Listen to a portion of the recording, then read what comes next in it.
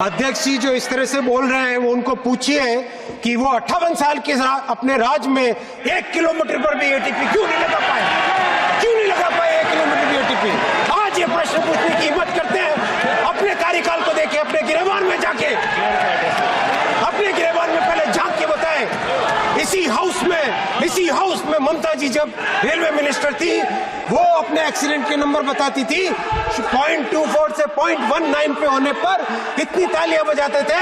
आज 0.19 से 0.03 इंडेक्स होने पर आज इस तरह के आरोप लगाते हैं। क्या है ये बात? ऐसे देश चलेगा क्या माननीय अध्यक्ष जी? देश चलाने के लिए रेलवे की सुधारने के लिए सबको सहयोग करना पड़ेगा। ये ऐसे नहीं चल सकता। मान्यवर अध्यक्ष जी जब इतनी बात कर रहे हैं, मैं एक और बात करना चाहूंगा। विपक्ष के कांग्रेस ने एक सोची समझी तरीके से, रणनीतिक तरीके से छोटे विषय को अपने सोशल मीडिया की ट्रोल आर्मी के जरिए से इस तरह से उठाना चालू किया। अयोध्या जी के स्टेशन में पुराने स्टेशन की पुरानी दीवार थी, वो जब थोड़ी सी उसमें डैमेज हुआ तो समाजवादी पार्टी और कांग्रेस के हैंडल्स ने उसको तुरंत उठाना चालू किया। इस तरह के झूठ से कैसे देश चलेगा माननीय अध्यक्ष जी? 2 करोड़ पैसेंजर्स डेली यात्रा करते हैं। क्या उनके मन में ये भय भरना चाहते हैं? अध्यक्ष जी मैं आपके समक्ष 12 लाख रेलवे एम्प्लॉई जो दिन रात मेहनत करते हैं, मैं रिक्वेस्ट करूंगा आप सब ताली बजा के पेट के उनका दम दिखाएं, उनको हिम्मत बढ़ाएं। पूरा देश। सबसे पहले जो जनरल कोच का मुद्दा आया उसको एड्रेस करना चाहूंगा। माननीय अध्यक्ष जी, जनरल कोच रेलवे में करीब जनरल और एसी का अगर हम अनुपात देखें, जो रेशियो देखें, करीब 2/3 जनरल यानी नॉन एसी कोचेज जिसमें स्लीपर और जनरल क्लास के कोचेज होते हैं और 1/3 एयर एसी कोचेज का एक कॉम्पोजिशन हमेशा रहा है, वो मेंटेन हो रहा है। फिर भी माननीय अध्यक्ष जी जो जनरल कोच के लिए जो डिमांड बढ़ रही है, क्योंकि यात्रा के लिए जो डिमांड बढ़ रही है ओवरऑल, उसको ध्यान में रखते हुए अभी अगले कुछ ही महीनों में करीब 2,500 एक्स्ट्रा जनरल कोचेस के प्रोडक्शन का काम हाथ में लिया गया है। और जो स्टैंडर्ड कॉम्पोजिशन है जिसमें हर मेल एक्सप्रेस में मिनिमम 4 जनरल कोच रहेंगे, वो कॉम्पोजिशन बहुत जल्दी सारी की सारी मेल एक्सप्रेस ट्रेन्स में हो जाएगा।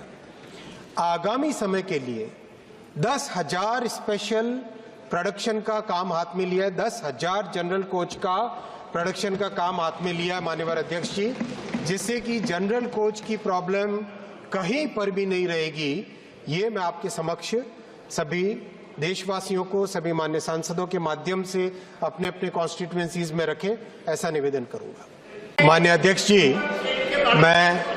मैं माननीय प्रधानमंत्री श्री नरेंद्र मोदी जी को धन्यवाद देना चाहूंगा कि मेरे जैसे एक साधारण कार्यकर्ता को देश की सेवा करने का मौका दिया और आज हर कदम पे, हर रेलवे के हर विषय में माननीय प्रधानमंत्री श्री नरेंद्र मोदी जी स्वयं गाइडेंस देते हैं, स्वयं हमेशा मार्गदर्शन करते हैं, स्वयं लगातार रिव्यू करते हैं। इसके लिए मैं माननीय प्रधानमंत्री जी को धन्यवाद दूंगा।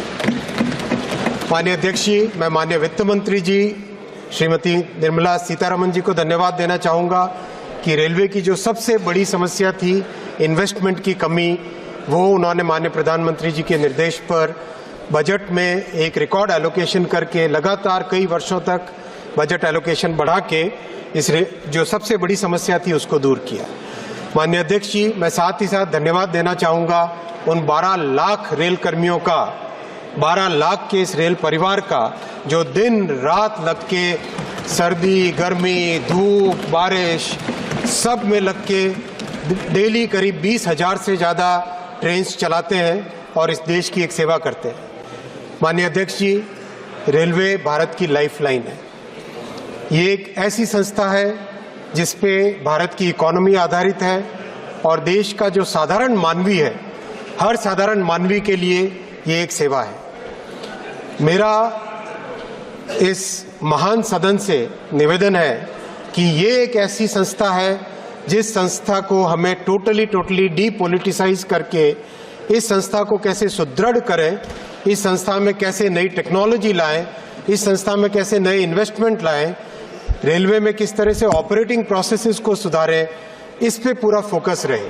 और कल मुझे बहुत ही हर्ष के साथ आपके समक्ष में रखना चाहूँगा कि कल माननीय सांसद 2 दिन में माननीय सांसदों ने कई ऐसे कंस्ट्रक्टिव सुझाव रखे, पक्ष से और विपक्ष से दोनों ही तरफ से कई अच्छे सुझाव आए।